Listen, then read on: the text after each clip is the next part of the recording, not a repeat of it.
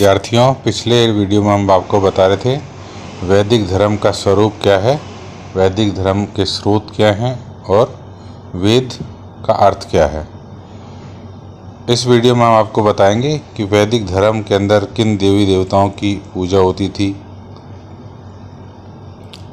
वैदिक धर्म सादा तथा सरल प्रकृति का था। प्रकृति के चमत्कारों को देखकर वैदिक आर्यों के हृदय में अनुराग, विस्मय और भय उत्पन्न कर दिया।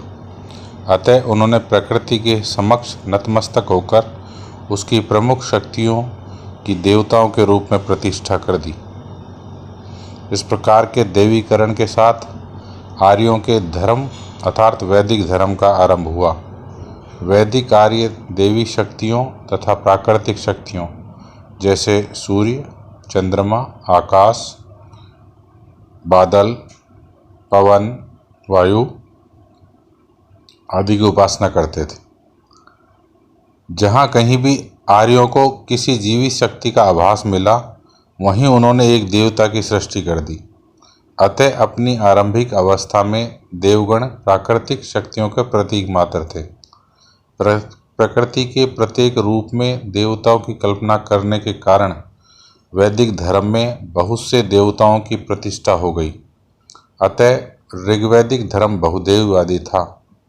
सर्वप्रथम आर्यों ने आकाश तथा पृथ्वी की पूजा की। उनका विश्वास था कि दोनों की अनुकंपा से ही मानव जीवन यापन संभव था, यानी आकाश और धरती के बिना कोई जिंदगी नहीं हो सकती, जीवन यापन संभव नहीं है। तो सबसे पहले उन्होंने आकाश और पृथ्वी को अपना देवता माना। इन दोनों को अन्य सभी देवताओं का जन्मदाता मान लिया गया। प्रकृति की इन दो शक्तियों का यह सरलतम मानवीकरण था। मानवीकरण के इस सिद्धांत से प्रेरित आर्यों ने बाह्य जगत की अन्य शक्तियों को भी देवी देवताओं का रूप दे डाला। आकाश देवताओं को वरुण कहा जाने लगा। पृथ्वी और आकाश के मध्य में विद्यमान समस्त वस्तुओं में वरुण का वास माना गया। ऋग्वेद में वरुण के दो रूपों का उल्लेख मिलता है। एक रूप में सुख समृद्धि देने वाला, सहृदय, सृष्टि के निर्माता का, तो दूसरा रूप विनाश का, अभिशाप दान का। उसमें आसुरी शक्ति की कल्पना भी की गई। उसकी भक्ति, पूजा तथा प्रार्थना से वह प्रसन्न हो जाता है और पापियों के पाप क्षमा कर देता है। कुछ विद्वानों का मानना है कि वरुण की उपासना से ही आर्यों में कर्मवाद और भक्ति मार्ग के सिद्धांतों का उदय हुआ। वरुण के साथ ही मित्र की भी पूजा की जाने लगी। आर्यों ने बहिर्जगत के प्रकाश का मानवीकरण करके उसे मित्र का नाम दिया। दोनों को संयुक्त रूप से मित्रावरुण कहा जाने लगा। बहिर्जगत में सूर्य का महत्व भी किसी से कम नहीं है। अतः आर्यों ने भी इसे भी अपना देवता मान लिया। उसे संपूर्ण चर अचर का रक्षक तथा मनुष्यों के समस्त सत असत कर्मों का दृष्टा माना गया। सूर्य के व्यापक रूप को सविता नाम दिया गया। सविता में सूर्य का व्यक्त तथा रात्रि को अव्यक्त करने वाला दोनों ही रूप सम्मिलित है। सविता को पाप मोचन के देवता के रूप में भी माना गया। विष्णु नामक देवताओं को विश्व का संरक्षक माना गया। भक्तों की प्रार्थना पर तुरंत सहायता पहुंचाने वाला देवता है, ऐसा माना गया। ऋग्वेद में उसके 3 पदों का उल्लेख है, जिसके अनुसार वह समस्त ब्रह्मांड में भ्रमण करता है। उसके इस व्यापक स्वरूप के कारण उसे बृहदशरीर, उर्गाय, उर्क्रम आदि नामों से ही पुकारा गया।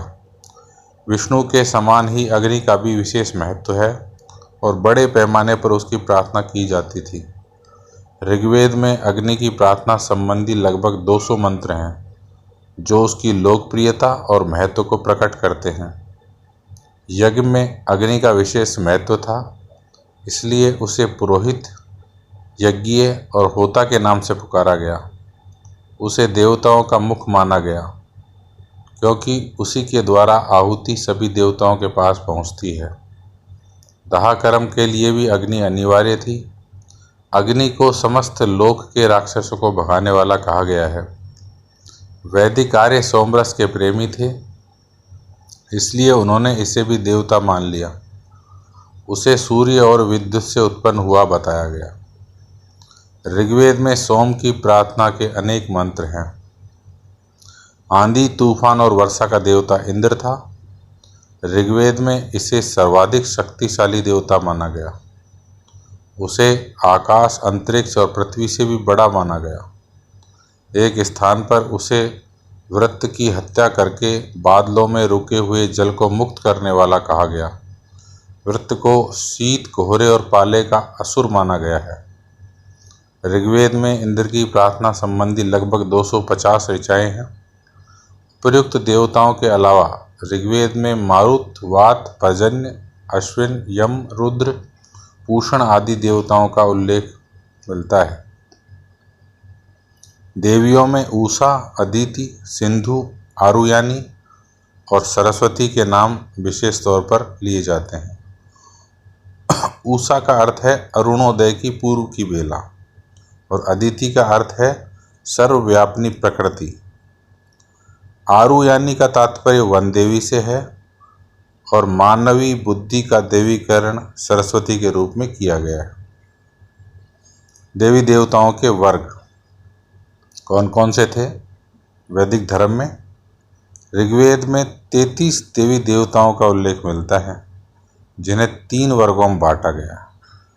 एक आकाशीय देवता, दूसरा अंतरिक्ष के देवता, तीसरा पृथ्वी के देवता।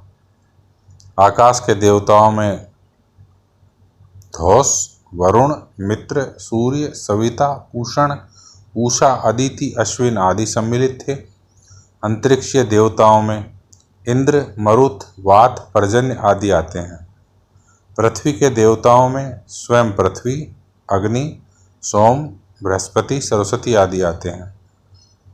किसी वस्तु में मानवीय गुणों का आरोपीकरण करना मानवीकरण कहलाता है। वैदिक आर्यों ने अपने देवी देवताओं की कल्पना मानव के रूप में की, परंतु उनमें मानवीय अवगुण नहीं थे। वे अमर, परम शक्तिवान तथा उदार थे। उनके देवी देवता सदाचार तथा नैतिकता के प्रतीक थे। विभिन्न प्रकार के देवी देवताओं की कल्पना करने पर भी वैदिक आर्य एकेश्वरवाद की भावनाओं को भी समझ चुके थे। प्रारंभ में आर्यों ने वरुण को देवादिदेव माना, परंतु बाद में उसका स्थान इंद्र ने ले लिया। आर्यों ने यह भी अनुभव कर लिया कि इंद्र के ऊपर भी कोई एक परम सत्ता है जो समूचे ब्रह्मांड को संचालित करती है। अब वैदिक आर्यों की पूजा उपासना कैसे करते थे? वैदिक आर्य अपने देवी देवताओं को प्रसन्न करने के लिए 2 तरीकों से पूजा उपासना करते थे। एक प्रार्थना और स्तुति के द्वारा, दूसरी यज्ञों के द्वारा। यज्ञ उनकी उपासना का प्रमुख अंग था, इसलिए वैदिक धर्म को यज्ञ धर्म भी कहा जाता है। यज्ञों में अन्न, घी, मांस तथा सुगंधित सामग्री की आहुति देकर आर्य अपने देवताओं से लंबी आयु, पुत्र, पौत्र, धन धान्य की प्राप्ति तथा शत्रुओं का विनाश करने की प्रार्थना करते थे। प्रारंभ में प्रत्येक आर्य यज्ञ का कार्य स्वयं करता था, परंतु बाद में ब्राह्मण पुरोहित की सहायता इन यज्ञों के कार्यों में ली जाने लगी। ऋग्वेद में वृहत और व्ययात्मक यज्ञों का भी उल्लेख है, जो प्राय राजाओं और धनी व्यक्तियों के द्वारा ही करवाए जाते थे। यानी बड़े बड़े यज्ञ और जिनमें बहुत खर्चा होता था, इस तरह के यज्ञों का उल्लेख मिलता है जो राजा कर सकते थे और धनी व्यक्ति कर सकते थे। आर्यों का एक वर्ग यज्ञ के स्थान पर स्तुति को अधिक महत्व देता था। ऋग्वैदिक आर्य देव पूजा के साथ साथ अपने पितरों की पूजा भी करते थे। ऋग्वैदिक काल में मंदिरों का निर्माण नहीं हुआ था, न ही मूर्ति पूजा प्रचलित थी, किंतु ऋग्वेद में एक स्थान पर 10 गायें देकर इंद्र की प्रतिमा लेने का उल्लेख आया है। इससे ज्ञात होता है कि ऋग्वैदिक आर्य मूर्ति पूजा से परिचित अवश्य थे। ऋग्वैदिक आर्य यज्ञ और स्तुति के साथ साथ नैतिकता के विकास के लिए भी प्रार्थना करते थे। वे सद्गुणों की वृद्धि पर जोर देते थे। जादू, टोना, टोटका, धोखा, व्याभिचार आदि को पाप समझते थे। ऋग्वेद में पाप, पुण्य और स्वर्ग नरक की कल्पना भी मिलती है। आर्यों का विश्वास था कि पुण्य कर्म करने वाले लोग मृत्यु के पश्चात स्वर्ग में रहते हैं तथा निम्न काम करने वाले लोग नरक के अंधकूप में धकेले जाते हैं। ऋग्वेद में मोक्ष का उल्लेख नहीं मिलता। आर्य लोग अमरता में विश्वास करते थे, वे आत्मावादी थे। कुछ विद्वानों का मानना है कि ऋग्वेदिक आर्यों ने पुनर्जन्म की भावना का उदय हो चुका था, परंतु पर्याप्त साक्ष्यों के अभाव में इस संबंध में निश्चयपूर्वक कहना कठिन है।